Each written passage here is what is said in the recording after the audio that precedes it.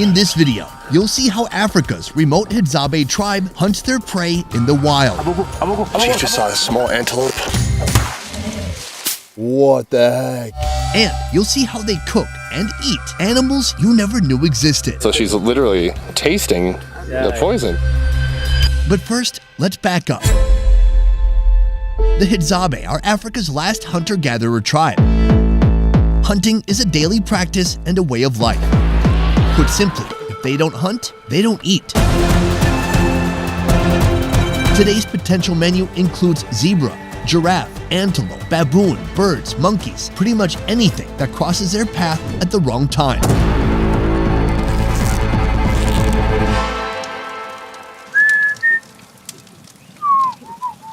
Their day starts as every other, with a cigarette and the preparation of their weapons.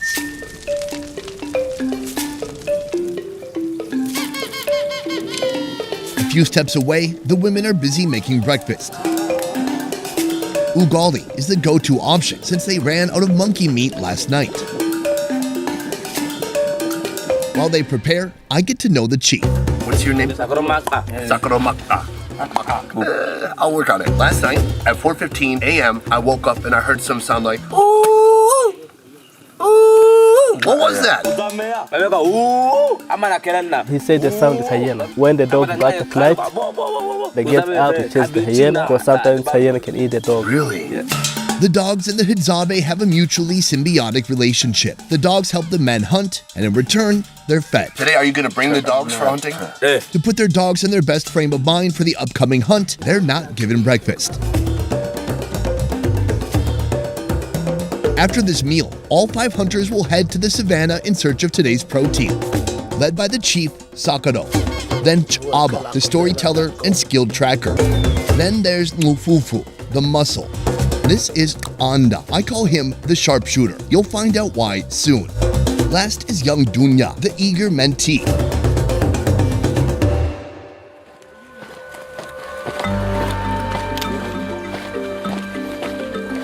We're in the forest already. These guys move so fast. Somehow they're able to take in their surroundings and see if there's anything worth killing while they move this fast. Today, the tribe doesn't set out with a target in mind. Any wild animal that crosses their path could be added to tonight's menu, from field mice and birds to giraffes and lions.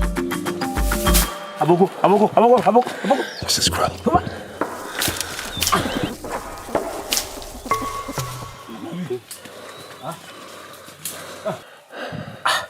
They flew into a tree and they just narrowly missed it, so he sounds a little pissed off right now. All right, the hunt continues. As the number of large animal populations have dwindled over time, the most frequent catches these days are the dik-dik, impalas, bush pigs, vervet monkeys, baboons, and the mongoose.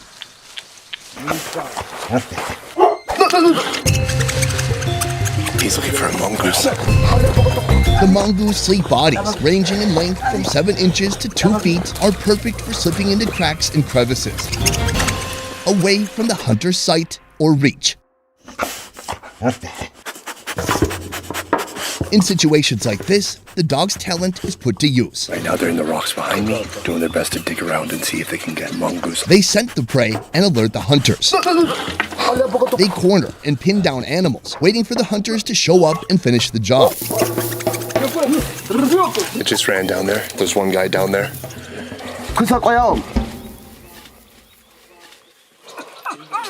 It just got away. Looks like we won't be eating mongoose today.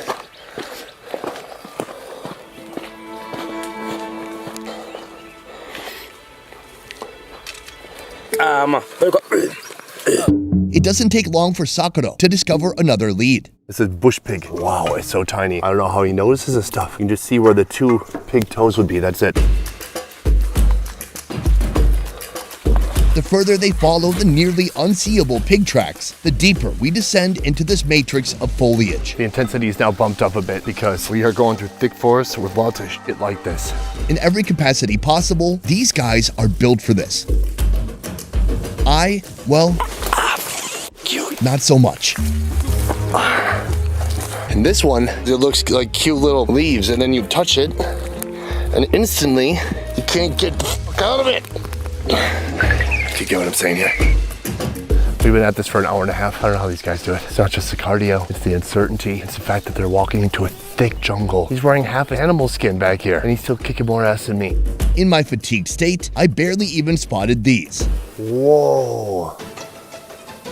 This is a colony of matabele ants. They actually do not eat these. When I asked why, they said, well, because they bite. But I've been to Myanmar, I've been to Cambodia. They eat ants, and they also eat ants that bite.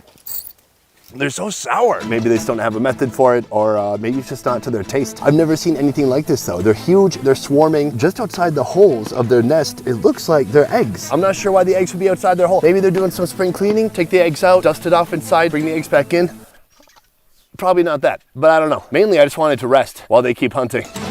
While I was distracted by the ants, Anda laid eyes on a new target.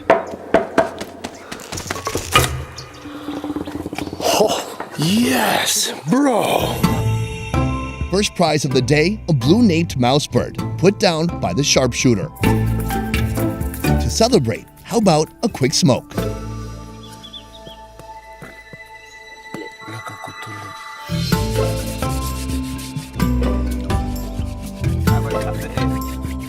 Tobacco is one of the very few items the Hadzabe acquire through trade with neighboring tribes. This tobacco specifically comes from the Datoga people.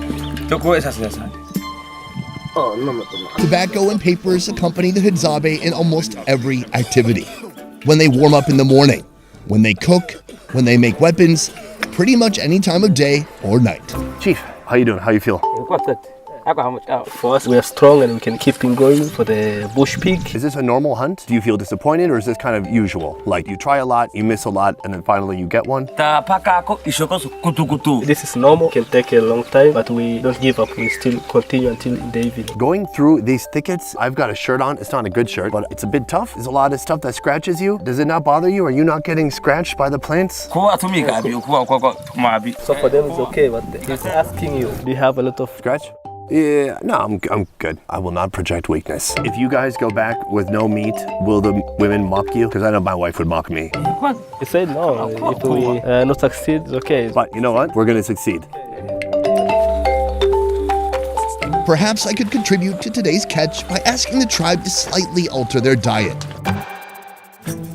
These are dung beetles, and I've eaten them before in Thailand. But here, the Hadza, they do not eat dung beetles. Their insect game seems to be pretty weak. They eat the honey, but I'm not even sure if they would eat the bees themselves. This is a male getting a big ball of poop. He's gonna wheel it back to his lady, and then she's gonna lay eggs in there. This is a very romantic moment. And it could be dinner. I'm gonna talk to these guys about this. This is a good idea. You know, it's a lot easier than meat.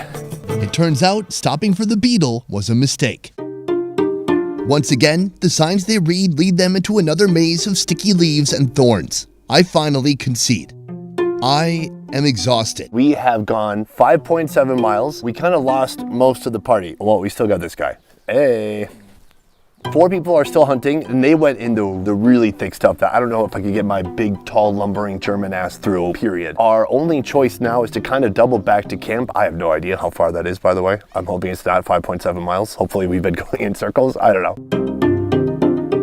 With Dunya, the mentee, in the lead, I head back to camp defeated. We've walked over 7 miles now. I hope now you guys can see there's no way this could be scripted, outlined, or planned. I would have loved to catch something within an hour. Something big, something crazy, a freaking antelope. But no, it did not happen.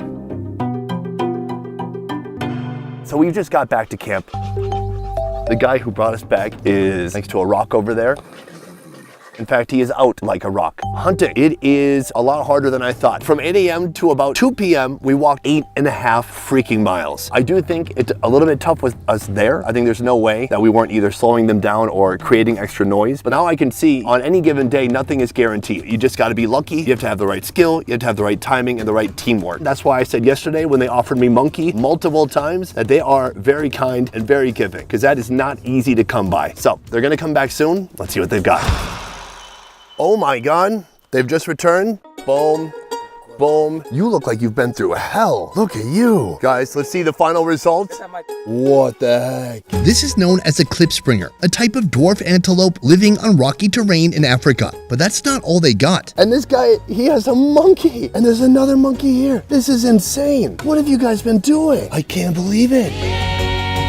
One klipspringer 2 vervet monkeys, a mongoose, a blue-naped mouse bird, and a bunch of baobab fruit. This is a high-end, multi-course feast for the Hadzabe. First, the chalky baobab pulp is stirred into a drink to refresh the weary hunters. The baobab fruit is a hidden treasure of Africa's wild. Its pulp contains 10 times the antioxidants of oranges, and with 6 times the vitamin C. While the women get to work in their open kitchen, the men take time to rest and enjoy their triumph. So we got a mongoose. What do you call this? Zo is the sound of this animal, so they call zo. Oh, I love whenever they talk about the animals here, they also mention the sound that they make too. So they're gonna cook this up soon. Small animals like this mongoose are handled by the women. Quimbili, the unrelated elder of this Hadzabe group, leads most of the cooking activities. She chars the mongoose until its hair burns off. That is just an appetizer. Can you grab the monkey? Ooh, okay. Oh my gosh, it's still warm. The mongoose dog catch this monkey, the guy shoot it. Wufufu and Chaba, the 2 hunters who put down these monkeys, have the honor of keeping their tails as trophies. They'll be used to decorate their bows. The meat is shared with everyone. The first monkey is cooked by the men. They roast the organs as soon as they leave the body. The remaining meat is portioned, skewered, and barbecued. The second monkey is handed to the women. It's chopped in pieces and brought to a boil with local herbs.